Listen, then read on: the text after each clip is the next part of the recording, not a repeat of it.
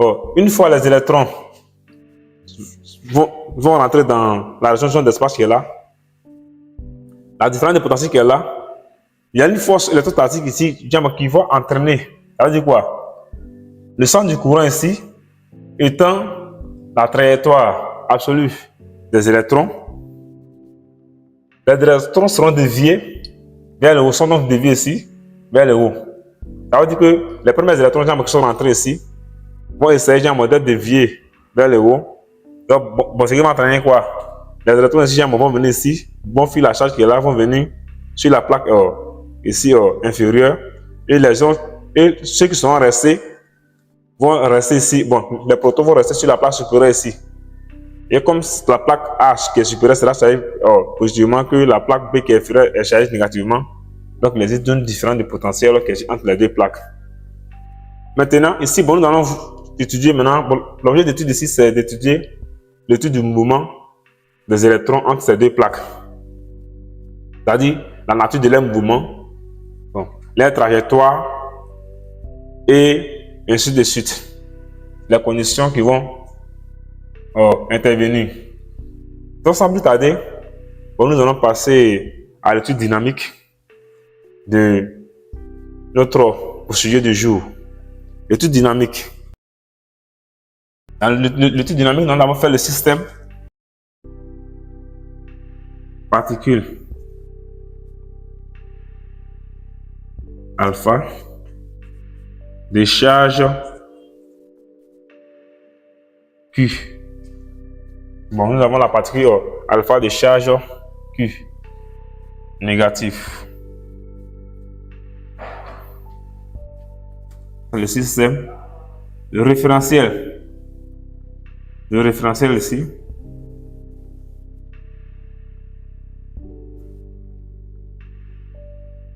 C'est un référentiel terrestre supposé galiléen. Le repère d'étude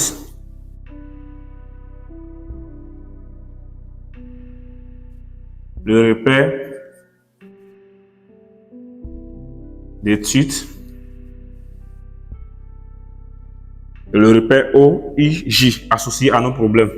Repère OIJ. C'est un repère du plan. Maintenant, nous avons quoi? Le bilan des forces extérieures. Le bilan des forces extérieures. Nous avons ici la force la force électrostatique FE. Ici, puisque le poids est négligé, donc il ne restera vraiment seulement que la force électrostatique FE. Maintenant, après avoir fait le bilan des forces, on essaie de déterminer le théorème du centre d'inertie. Ce théorème-là postule que la somme vectorielle des forces extérieures à un système est égal à le produit de la masse totale doublé par le vecteur accélération. Donc ici, nous allons donc étudier, après avoir fait l'étude dynamique, on va donc étudier maintenant, la nature du mouvement. Donc, d'après le théorème du centre d'inertie, on aura quoi? Puisque c'est la seule force qui existe ici, c'est la force FE, on aura que FE égale à M par le vecteur accélération A. Or, qu'est-ce que nous savons? On sait que FE égale à QE. Donc, à l'aide de cette relation, nous allons déjà venir représenter FE et QE ici. Le champ E ici décroît les potentiels, tout comme on le sait. Étant donné que le champ E ici décroît les potentiels, donc s'il y a les potentiels positifs ici, les potentiels négatifs ici, le champ E va se diriger, sa direction d'abord sera perpendiculaire aux plaques, et elle va se diriger, le champ E va se diriger dans le sens des potentiels décroissants. Alors il va fuir le potentiel positif au niveau des potentiels négatifs. Donc sa direction sera comme ça. Ça, c'est sa direction. C'est sa direction qui est là. Le champ E. Son point d'application ici, par exemple. Et son sens ici. Le vecteur champ électrique ici. Ici, puisque ici, la charge des électrons étant négative, ça veut dire que les deux vecteurs sont non seulement collinéaires, mais sont de sens opposés. Donc, si le champ électrique vient ici, la force électrique, électrostatique, puisque pour cette force-là, ça pousse sur le centre de gravité de la particule. Si on suppose que la particule est ici, on a la direction de la force électrostatique qui sera comme ça, la perpendiculaire aux plaques.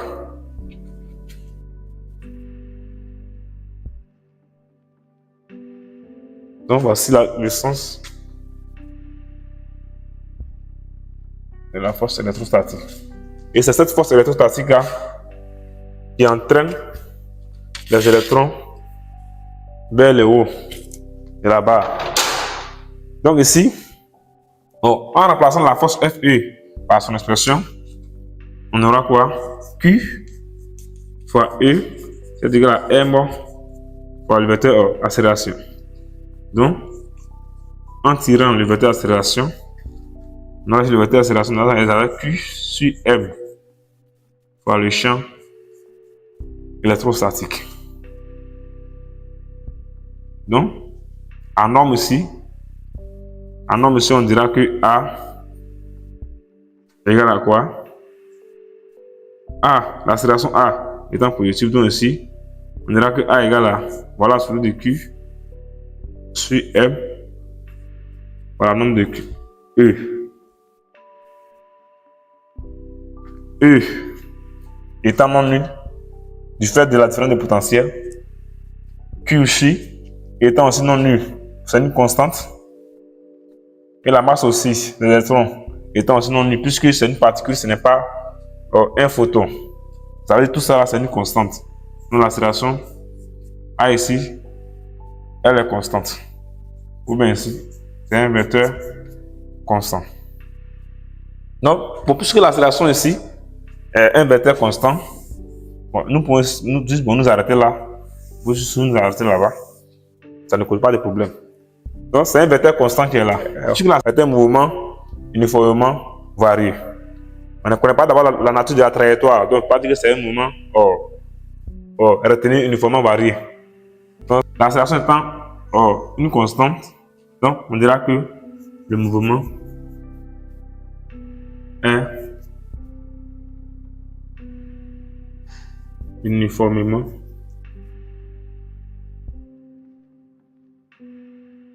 varié. Donc, condition initiale. La condition initiale, ici, on a quoi? Ça dit AT égale à 0. AT égale à 0, nous nous trouvons au point O ici. Donc AT égale à 0, maintenant c'est déterminer les composantes du vecteur position et du vecteur vitesse. Donc AT égale à 0 ici, l'accélération ici est non nulle. L'accélération ici est non nulle. OG 0. Le G ici, c'est le centre de gravité de la particule. Je mets OG 0, c'est pour dire tout simplement que nous sommes à un instant où t égale à 0. Si t égale à 0, ça veut dire que le point G ici tend à se confondre au point O, qui est l'origine du repère. Voilà pourquoi je mets G0 ici. Donc, ce vecteur qui est là aura pour composante X0, Y0 ici, qui seront égales à X0. Ça veut dire que l'abscisse du point O, je prends l'abscisse du point O, O étant l'origine du repère, l'abscisse du point O est égale à 0. Y0 aussi étant l'origine du repère, O0 étant l'origine du repère, Y0 aussi égale à 0. Maintenant, et la vitesse, les composantes de la vitesse, AT égale à 0. Les composantes de la vitesse, on a V0 ici, V0 suivant X et V0 suivant Y. V0 suivant X. Ici, pour pouvoir terminer la composante d'un vecteur dans un repère donné, on fait toujours le produit scalaire de ce vecteur sur l'axe dont on veut faire la projection. Ça veut dire quoi? Si je veux trouver V0 suivant X, qu'est-ce qu'il fait? Il dirait que V0 suivant X égale au produit scalaire de V0 par le vecteur qui dirige l'axe OX, c'est-à-dire que le vecteur unitaire I. Donc le produit scalaire de ces deux vecteurs. Et ce n'est rien que la norme de ces deux vecteurs. Le produit de la norme de ces deux vecteurs multiplié par le cosinus de l'angle entre les deux vecteurs V0 et I. Ces deux vecteurs vont dans le même sens et sont collinéaires. Donc le cosinus de l'angle formé entre les deux vecteurs sera 0. Et ici, la norme du vecteur I est un vecteur unitaire, donc par définition, on dirait que sa norme vaut 1, c'est égal à 1. Et la norme de V0, c'est la norme que V0. Donc sur la norme du vecteur unitaire I, ça fait 1, V0 fois 1, multiplié par le cosinus de l'angle qui est entre les deux vecteurs ayant la même direction et même sens, l'angle formé entre les deux vecteurs, c'est rien que 0 degré. Donc le cosinus de 0, ça fait 1. Donc du coup, V0 I va se réduire à V0. Et V0Y. On dirait que V0Y égale à V0 scalaire vecteur unitaire J.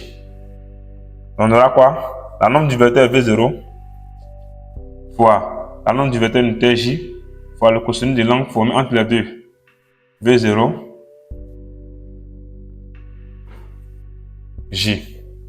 Si nous voyons très bien, la direction du vecteur V0 est perpendiculaire à la direction du vecteur unitaire J.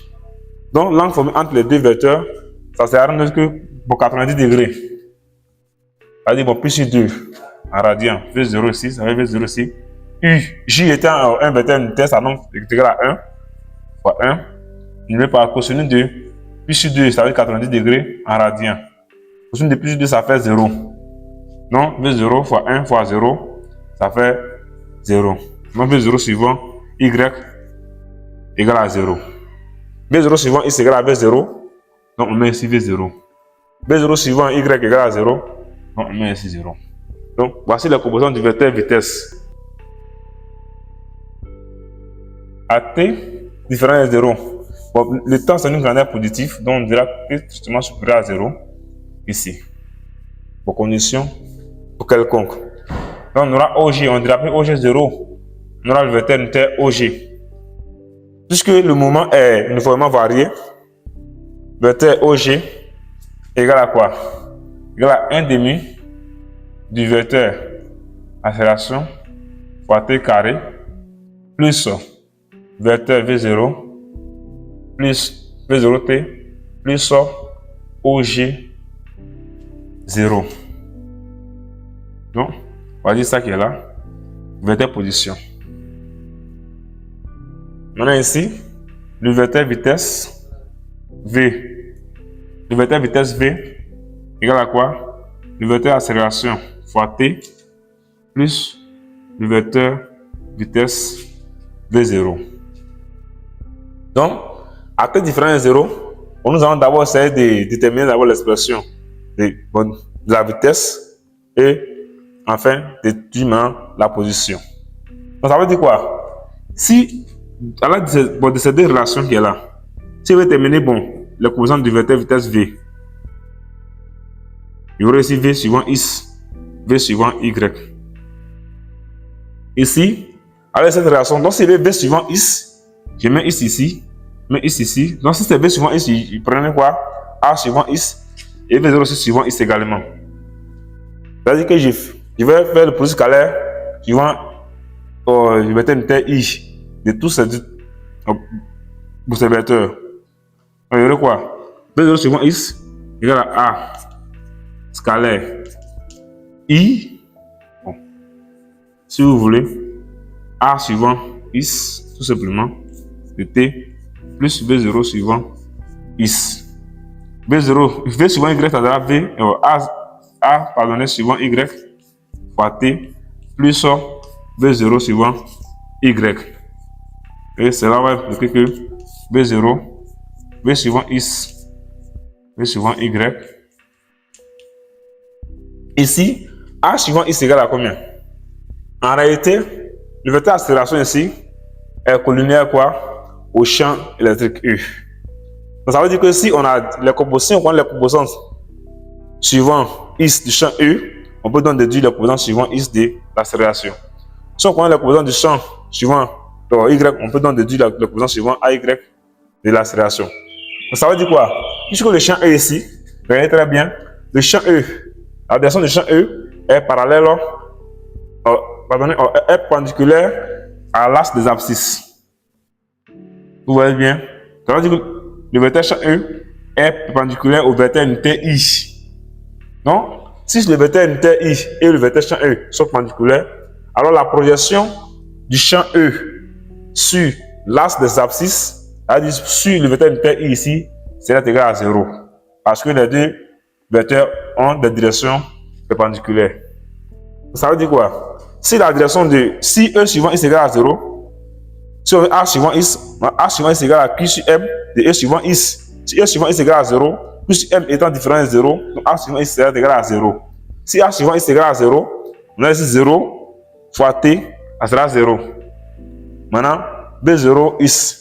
B0X, nous avons déterminé B0X dans les conditions initiales. B0X, on a dit que B0X est égal à B0. Donc, la composante suivant X du vecteur vitesse va se réduire à B0, qui est une constante. Donc, même chose, si on veut terminer B suivant Y, on va terminer A suivant Y. Déterminer A suivant Y revient à terminer E suivant Y. Puisque ici, on voit que la direction de l'axe des ordonnées, de OY et la direction du champ E sont parallèles. Donc, les deux vecteurs, le vecteur qui dirige la direction OY, c'est le vecteur J. Ça veut dire que les vecteurs J et E sont collinaires ici. Donc, si les deux vecteurs sont collinaires, mais regardez bien leur sens. Le J monte et le E descend. Donc, ces deux vecteurs sont de sens opposés. Si les deux vecteurs sont de sens opposés, donc la composante du vecteur E sur le vecteur unitaire Y sera forcément négatif. Ça veut dire que E scalaire J va nous donner moins E. Donc ici, si E suivant Y égale à moins E, c'est que ici, A suivant Y, on aura Q sur M de E suivant Y. Donc A suivant Y, c'est égal à combien? Si E suivant Y égale à moins E, donc on aura Q sur M moins Q sur M fois E. Donc A suivant Y ici égale à moins Q sur M fois E. Qui multiplie quoi? Qui multiplie le T. T ici. Maintenant, plus ça, B0Y. B0Y, nous avons déterminé B0Y dans la condition initiale et on a trouvé 0. Donc, B0Y égale à 0. Voici donc les composantes de la vitesse. Si nous analysons bien les composantes de la vitesse ici, peut déjà nous donner une bonne idée sur le mouvement, sur la nature du mouvement, sur la direction des axes. Ici, la composante du vecteur V suivant Vx égale à V0 qui est une constante. Effectue un mouvement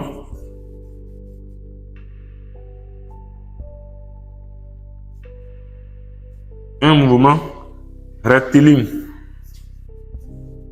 Un mouvement rectiligne et uniforme suivant OX, car la composante Vx égale à V0 qui est une constante. Donc, bien également ici, on voit que comme la composante suivant de la vitesse suivant Y n'est pas une constante, c'est une variable. Bon, il y a une variable ici. Donc, ça veut dire que la composante suivant Y ici varie en fonction du temps T. Donc, cela vous avez bien dit que la particule effectue Ouverture.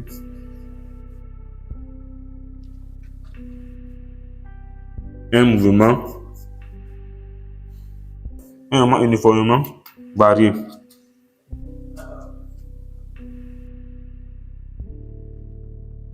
Un moment uniformément varié. Parce que la vitesse suivant V ou Y n'est pas une constante, c'est une variable. Donc, sans plus tarder, nous allons passer à la composante des vecteurs position à t différent de 0. Donc, on va terminer les composantes du centre de gravité de la particule à t différent de 0. Alors, toutefois, en se basant de cette relation.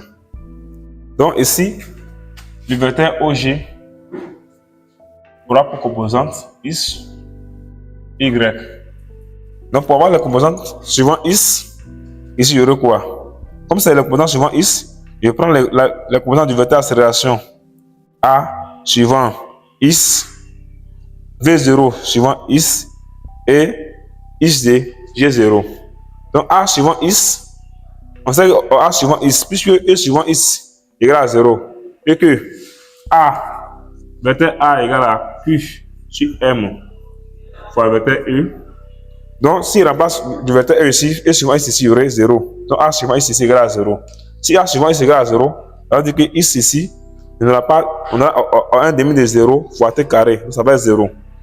Bon, on va prendre V0 suivant X multiplié par T. V0 suivant X ici, nous avons terminé dans la condition initiale. Égal à V0, c'est une constante. Donc, X ici égale à V0 T. OG0, on prendra X0. X de G0, X à l'instant T égale à 0, X égale à 0. Donc, la composante du centre de gravité suivant X va se réduire à V0T. Maintenant, Y, la composante du centre de gravité suivant la composante Y, on prendra AY, V0 suivant Y et O Y0. Donc, ici, on aura quoi? A suivant Y. Pour avoir A suivant Y, il faut forcément avoir E suivant Y. E suivant Y égale à moins E. Donc A suivant Y, c'est égal à moins QM, moins Q sur M fois E. Donc, moins Q sur M fois E. Qui multiplie le T carré ici. Ça donne 1 demi. Qui multiplie le T carré ici. On le V0 suivant X et suivant Y. V0 suivant Y, ça fait 0. Donc 0 fois T, ça fait 0. Donc, on n'a pas de composante ici. Y0 égale à combien? 0. Qui a été terminé dans les conditions initiales. Donc, la composante suivante Y va se réduire à moins 1,5. Va se réduire à moins 1,5.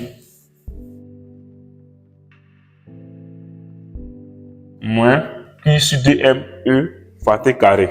Donc, voici les composantes suivant Y. Après avoir terminé les composantes, on va étudier quoi? La nature de la trajectoire. La nature de la trajectoire consiste à faire quoi? On a d'abord X égale à V0T, Y égale à moins Q sur dm fois E fois T carré. Bon, consiste à faire quoi? Consiste à éliminer le temps T dans les équations horaires. Ça veut dire l'équation, il appelle là la première équation, ici la deuxième équation. Dans la première équation, on dit dans 1, on essaie d'exprimer le temps T en fonction de X et V0. Donc dans 1, on a X égale à V0 T. Donc ce qui implique que T égale à X sur V0. Après avoir exprimé le temps T dans l'équation 1, on revient dans l'équation 2 et on réécrit l'expression de l'équation 2 et Y égale à moins Q sur dm E en remplaçant le T par son expression. Disons la T carré, donc ça sera quoi? X carré sur V0 carré. Donc Y va être égal à quoi? Moins Q E sur 2M fois V0 qui multiplie X0. Donc Y égale à moins. Pour tout ça, c'est une constante. Donc en posant, bon, tout ça égale à K, une constante K. Donc Y égale à K X carré. Avec K égale à Q E sur 2M fois V0 carré. Ils sont des constantes, moins ou moins, pardon, en moins ici. Donc ici, puisque le champ E étant positif, la vitesse V0 carré étant positif, la masse aussi étant positif. Or Q est négatif. Si Q est négatif, moins Q sera positif. Donc tous ces grandeurs ici, ça sera positif. Donc ça veut dire que la constante K ici est positive. Donc on dira que la particule, la trajectoire de la particule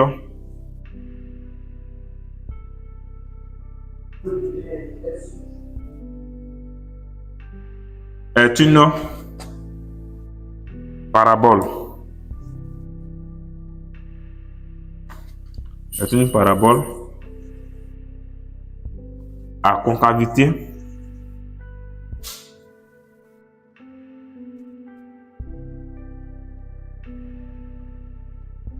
dirigée vers le haut. Car K est positif. Donc, si K est négatif, la concavité de la parabole allait se diriger vers le bas. Donc, ici, voici donc l'équation de la trajectoire du mouvement. Après avoir terminé l'équation de la trajectoire du mouvement, qu'est-ce que nous allons faire? On va essayer maintenant d'étudier les conditions de sortie. Ça veut dire que une fois que la particule vient ici, arriver ici, la particule effectue une trajectoire retenue ici, un mouvement circulaire ici. Alors ici, on va voir si la particule sort, ça va faire pour quelle vitesse la particule va sortir et le temps t lorsque la particule va arriver au sommet S ici de sa trajectoire.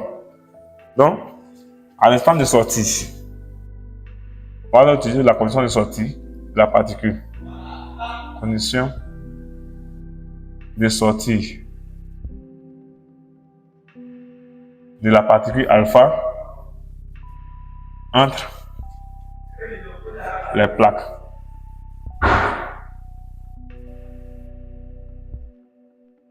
Donc, on vient ici. La particule entre ici en haut et effectue le mouvement comme ça. Arrivé ici, il effectue une trajectoire circulaire à la présence de la force électrostatique E. Il vient ici. Bon, pour que la trajectoire, la particule puisse sortir de ces deux plaques, qu'est-ce qu'il faut savoir? Bon, pour que la particule sorte de ces deux plaques, il faudrait que la distance que la particule va parcourir ici soit inférieure à la distance qui sépare la plaque supérieure de la direction des axes des abscisses. Soit inférieure. Si elle est égale à cette distance qui est là, la particule ici ne pourra pas sortir du champ. La particule va frapper la plaque supérieure et elle peut revenir encore dans le champ. Donc pour que la particule ici puisse sortir, il faut que sa composante suivante, Y ici, soit inférieure à la moitié de la distance entre les deux plaques. Donc, pour pouvoir terminer, on va dire quoi? Pour que la particule alpha sorte, il faut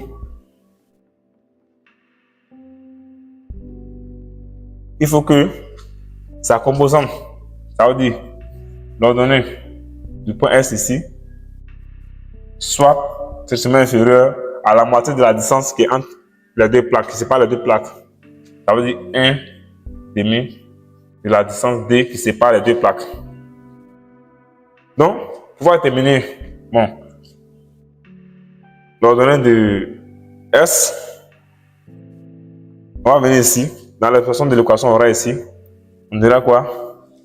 YS, S égale à quoi? YS sera égal à moins Q E sur 2M fois V0 au carré, divisé par Is de S au carré. Or, pour que la particule ici sorte, il faut que E ici, Is ici soit égal à quoi? Is soit égal à... Il faut que la particule parcourt toute cette distance-là. Horizontalement. Il faut que Is ici soit égal à L. C'est-à-dire la longueur des deux plaques.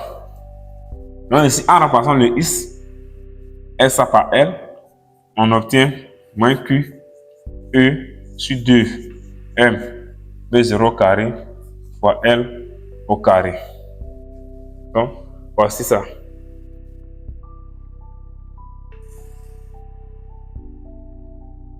Donc, pour que la particule sorte ici, on dira que, en remplaçant le Y de S par son expression, on dira qu'il faut que moins Q sur E sur 2M B0 au carré, L carré, soit inférieur à 1 demi de D.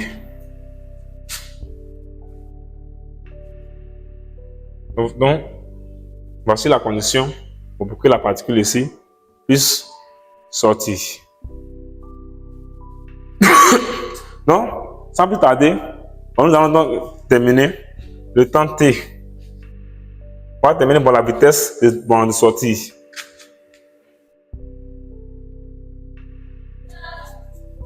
Vitesse de sortie. Vs. Pour pouvoir terminer la vitesse de sortie, il faut d'abord trouver le temps de sortie. Pour pouvoir trouver le temps de sortie, nous allons mettre dans les équations horaires. Ici, on a quoi? Les équations horaires, on a x égale à v0t, y égale à moins q e moins qe sur 2m fois t carré. Donc le temps de sortie ici, on aura quoi? Le temps de sortie, on va venir ici. Oh, à la sortie, on dit quoi?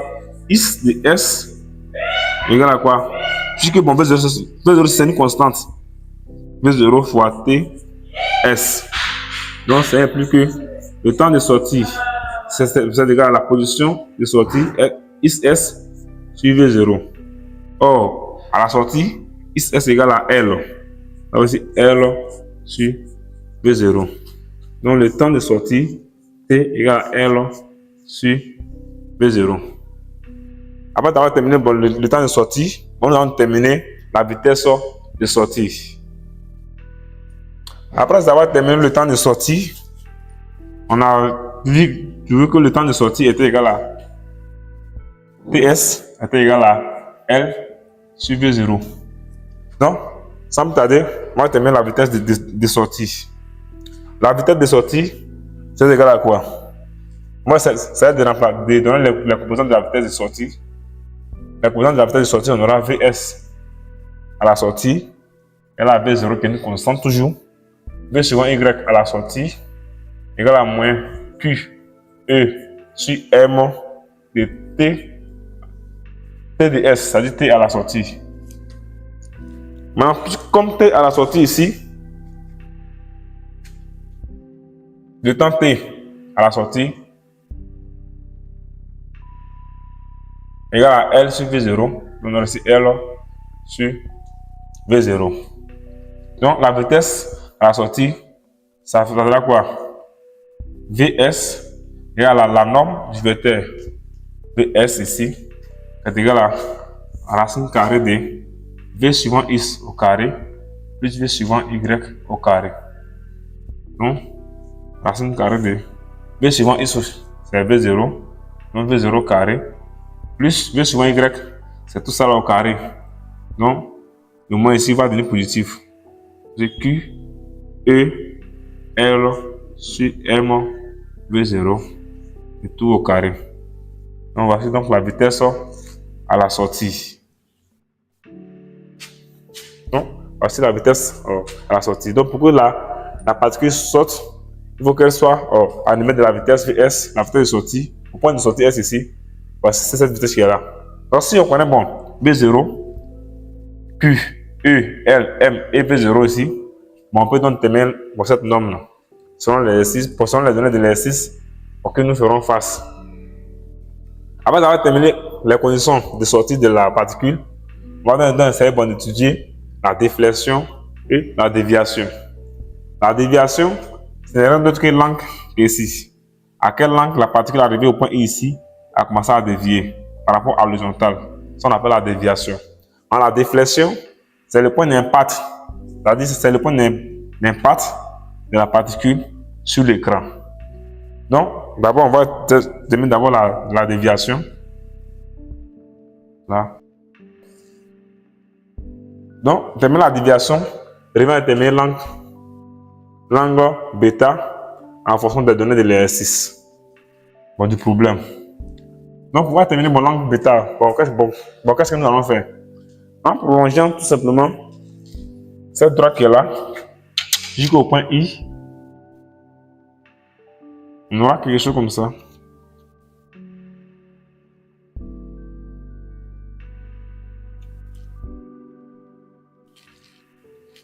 Ici. Et qu'est-ce qu'on aura? Ici, on aura un triangle rectangle ici. En H ici.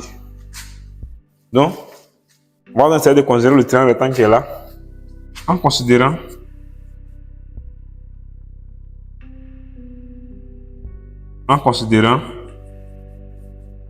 le triangle. En considérant le triangle ISH rectangle en H. On a quoi? Si on prend tangente de l'angle bêta, la tangente c'est le côté opposé sur le côté adjacent. On dit SH sur HI. I étant le milieu des deux plaques, ça veut dire ici, I ici est égal à la moitié de la longueur des deux plaques. Donc I égale à 1 sur L. Donc IH ici sera égal à 1 sur L. Alors 1 demi de la longueur L. Et H S sera égal à l'ordonnée du point S. C'est-à-dire YS. Voilà, YS et 1 sur 1 demi de L. Donc, YS, on a ici tangente bêta égale à YS sur 1 demi de la longueur L. Donc, si on essaie d'arranger, on dira que tangente bêta c'est égal à 2 fois YS sur la longueur L. Or, YS égale à quoi? YS ici égale à moins Q E sur 2 M V0 carré is L. Le temps L ici, ce n'est rien d'autre que L ici. Donc, voici is L qui est là. On a tangente de bêta va être égal à quoi? 2 fois moins Q E L carré sur 2 M V0 carré sur L. Donc les deux vont partir. Donc on aura ici moins Q E L carré sur M V0 carré multiplié par 1 sur L. Donc, il y a un L qui va sauter. Donc on aura ici tangente de bêta, il y a la déviation, est égal à moins Q E fois L sur M fois B0 carré. C'est-à-dire, l'angle bêta est égal à la seconde fonction, tangente moins 1 de moins Q E L M V0 carré. Donc voici donc la déviation. Après avoir terminé la déviation, on va terminer la déflexion.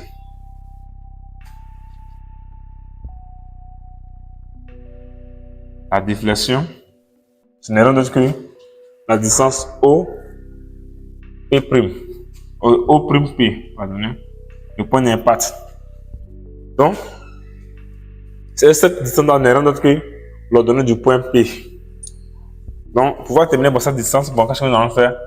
On va essayer d'abord déterminer, alors toujours en considérant un terrain rectangle. Le terrain rectangle, dans cette fois, c'est le terrain rectangle I, P, O', on va considérer.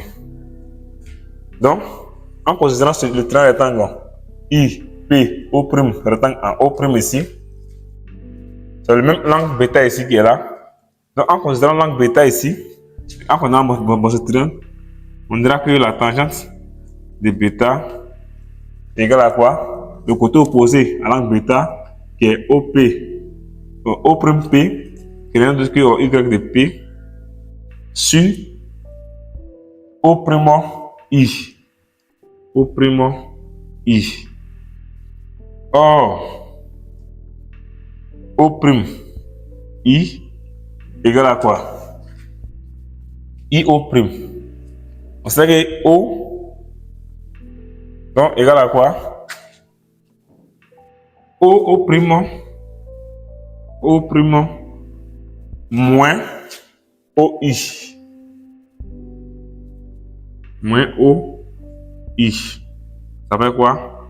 O' égale à grand D, la distance qui sépare les deux là. Vous voyez celle-ci?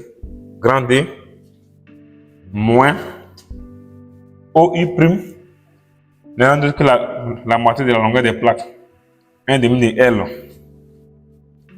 Et ici, tangente bêta, nous venons de la terminer, elle est égale à quoi?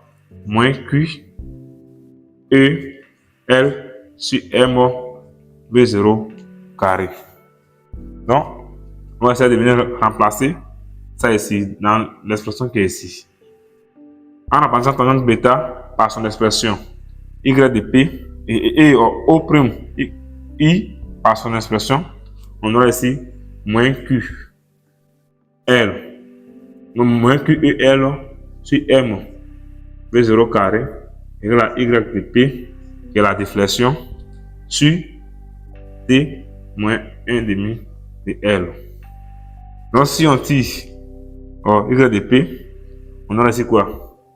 L'ordonnée Y de P qui est la déflexion sera égal à moins Q E L fois tête de D moins 1 demi de L sur M fois V0 carré.